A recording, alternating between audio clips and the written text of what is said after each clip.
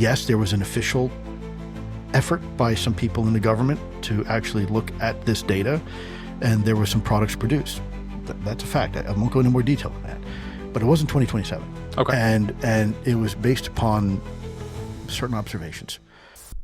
All right, so a few weeks ago, I made a video that I claimed was one of the most important videos I had ever made, and that still stands. It's this video right here that I made about Jeremy Corbell. Put a link in the description. You should check out the entire video. And in today's video, we are going to continue along this theme. Luis Elizondo has responded to these claims that basically a threat, alien threat, might be headed our way for 2027. And as Jeremy Corbell put it, that is what the lie is that will be told to the American people and potentially a global audience, right? That this threat is coming, and specifically in 2027. All indications, like all of them, is that that lie is going to be that there is a craft slowly making its way to us here on Earth. And that is the lie they're going to want you to believe. It's nuanced, how they explain that, the nature of that threat. But that 100% is the lie you are going to be told. You even got a date. People have been whispering a date for a long time now. I know where that lie comes from. I know specifically what document from the 70s initiated the idea of that lie. A classified document. That is the lie you will be told. You're going to be told that there is a craft on its way to Earth. That's the lie. Maybe I'm wrong. I hope I'm wrong. I sent you 2 texts today with a year. Not from me. Nope. I'm not going to propagate that lie. Now, Luis Elizondo, in his recent interview on Area 52 with Chris Ramsey, he addressed this particular claim. I mean, I'm going to have to ask, 2027. No, I don't know why people keep saying 2027. Listen. People are like, oh, Lou said 2027. No, I never said 2027. Stop, Okay. guys. I never said that. You know what happens is people in the internet have got way too much time on their hands. They will clip together interviews I have to create a false narrative. Okay, so let me know.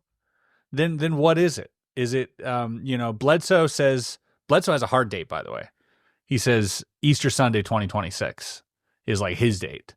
I've heard people say 2025 is when we begin this, whatever. And like it's obviously the goalpost is going to shift depending on what's been said. Recently, Jeremy Corbell in his special, in his 3-part special, at the end of it said that the government was intending on having some mass sighting or like a giant mothership come in and that, this is going to happen. And then 2027's been thrown around. Can you, for everyone's sanity, Yeah, sure. shed a little bit of light on this just so we can stop being paranoid, or we can start, being paranoid? Let me see if I can thread the needle on this. Sure. Take your time. I know a lot of people, this is nothing new. There's entire religions that plan for doomsday, right? The end of the world's coming. Then you have, then it's Y2K, and then, it's the end of the Aztec calendar, right? And, Now, there's even more to this clip, so stay with me. But I just want to interrupt to say that, people making predictions like this, right? You got Chris Bledsoe with his Easter 2026 prediction. You got this 2027 prediction that's being thrown around. A lot of different predictions. And as you can hear Luis Elizondo start to answer, right, he's just kind of like, people are freaking out about this and people freaking out about that. But listen to what he says next, because that is the part that I focused on. Now, there is some speculation, and I won't say specifics, that there may be something in later on, but the problem is I wouldn't go to the bank with it, and what the specifics are, because it's first of all, it's hearsay, and it's also yes, there was an official effort by some people in the government to actually look at this data, and there were some products produced. That's a fact. I won't go into more detail than that, but it wasn't 2027. Okay.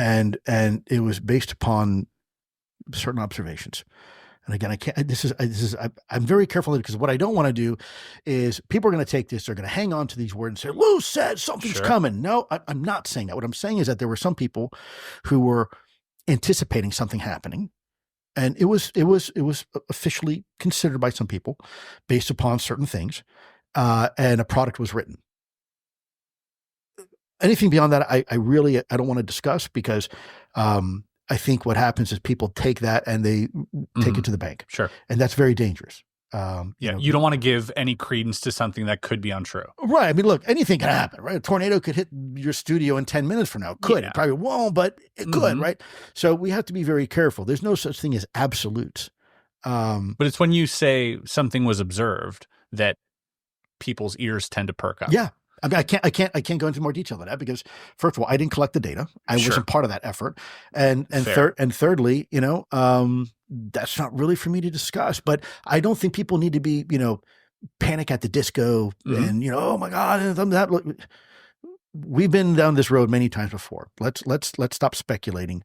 Let's stick to what we know. And if it turns out that there's a revelation based upon of us all working together on this, and fine, maybe it is what it is. But we need to make sure we don't do ourselves the injustice by predicting and predicating things. I think that's a dangerous move. And I think unless the government comes out and says something, hey, you need to pay attention to this, then we probably should focus on other things. And that's what I found the most interesting. He's kind of saying, there's nothing to worry about. I wouldn't panic. I wouldn't whatever. But we have looked into some stuff and there's something happening and we're not sure. It's kind of like, which is it? I don't know. You're saying not to panic. And then saying, people freak out about all kinds of stuff. But then you kind of drop a breadcrumb there that maybe there is something to freak out about. Right.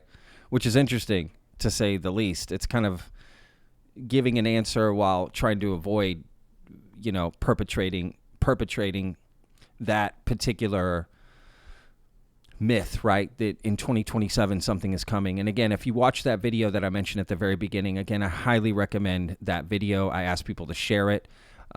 Please watch it. Please share that video. I do not believe a threat is coming in 2027, and I'm not part of this whole doomsday, camp that wants to push that the end is coming and aliens are coming back and we got to be prepared and this, that, and the other, and getting people scared and riled up. And I'm just not for that. So watch that video. I'll put a link in the description. Go watch the full part of it. But it is interesting to hear Luis Elizondo's comments about it, because many people had assumed that Jeremy Corbell was talking about Luis Elizondo or people like him, right? And I explain in that video where that myth came from, where the 2027 myth came from. So if you want to learn who that is, watch that video. All right. Let me know what you guys think in the comments. Links in the description. Go check out that full interview with Chris Ramsey. Before we go, I do have a quick little trailer of that interview with Luis Elizondo because I highly recommend checking that out. It's with Chris Ramsey on Area 52. This is a little something from his video just to kind of show you all the different other things that they spoke about in that interview. When you calculate the speed that this thing goes by the way, it was bigger than the offshore oil derrick it was passing by. Assessed to be moving between 450 and 550 knots underwater. He reported that they have specific psionic teams taking these things, at least bringing them into range to where they can take them down. Is that something that you've been read into in the past? What would be another reason other than national security for it to be classified? Wow. We were going to set a trap for these things. We knew that having a huge nuclear footprint in the middle of the ocean would be irresistible. Have you seen, heard, or know of any other egg-type crafts at ATIP? Yes. More than one? Boy. Have you ever noticed, seen, heard of, or heard whispers of any type of language or symbols apparent on these craft? Yes. If I show you a picture, can you confirm or deny? This is an image. This is zoomed in. This is really interesting.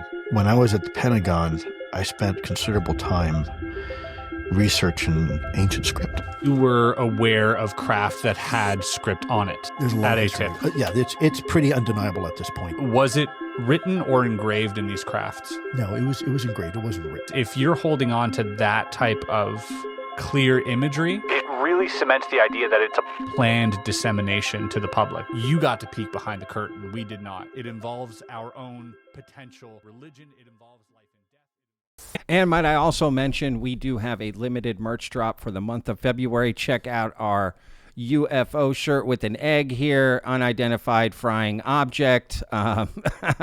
Very funny. Get it today. It's only available for February, so I'll put a link in the description. All right, y'all. Hope you guys enjoyed today's video. Don't forget to like the video and, of course, subscribe. I put out new videos every day. We'll see you on the next one. Remember, every day's a gift, y'all. Peace. I live inside my own world of make-believe. Kids screaming in the cradles, profanities. I see the world through ice covered in ink and bleach.